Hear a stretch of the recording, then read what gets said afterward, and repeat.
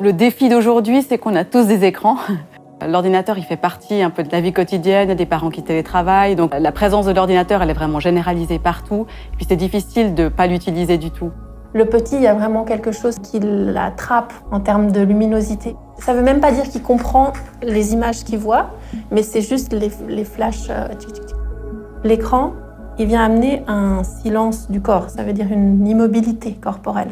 Ça occupe tout son champ visuel, c'est très lumineux, ça a des couleurs avec beaucoup de choses qui bougent très rapidement. Ça capte totalement l'attention des enfants. On voit qu'ils sont en immersion totale, ils sont capturés par ce qui bouge et ce qu'ils entendent.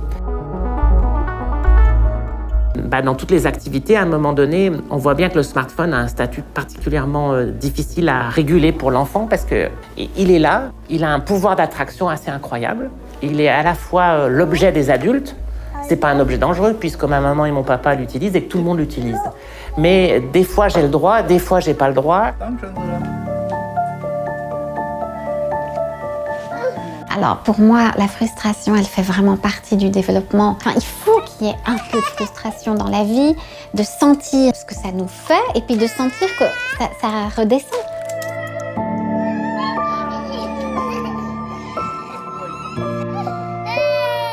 Une des clés, c'est quand même de l'aider à traverser ce moment-là, de l'accompagner, quitte à proposer aussi après une autre activité ensemble qui permet aussi pour lui de trouver un apaisement un peu plus rapide. Mais encore une fois, on voit qu'au moment où il y a eu un écran, on va devoir être très disponible derrière pour gérer la fin de l'écran.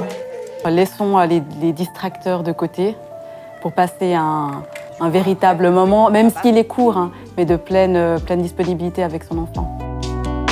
Ce qui va être vraiment important, c'est qu'à côté de ces écrans, il y a tout un tas d'autres activités. La lecture partagée, c'est vraiment une activité essentielle qu'il faut préserver et proposer très régulièrement aux enfants. C'est comme ça que l'enfant va mettre aussi des mots sur des images et il va retenir mieux que s'il entend seulement un mot sans un support visuel.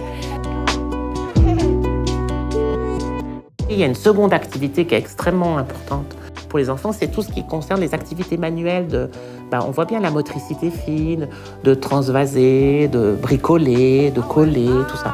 On est vraiment sur le moment de la motricité, de la découverte de la sensorialité, du monde physique. Ça veut dire vraiment voir qu'est-ce qui tombe, qu'est-ce qui rebondit, qu'est-ce qui est lourd, qu'est-ce qui est léger, qu'est-ce qui est chaud, qu'est-ce qui est froid, qu'est-ce qui est dur, qu'est-ce qui est grand, qu'est-ce qui est haut, où est-ce que je peux me glisser dessous, monter dessus.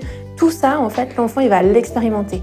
Et puis au fond, il faut très peu de matériel. On peut prendre vraiment ce qu'on a sous la main. Les ustensiles de cuisine, les objets du quotidien, c'est quand même une source de plaisir, une mine d'or pour les enfants. L'activité physique est très importante. Il faut que les enfants bougent. Il faut leur permettre d'exercer leur corps, leurs sensations et d'aller explorer ce monde et la nature.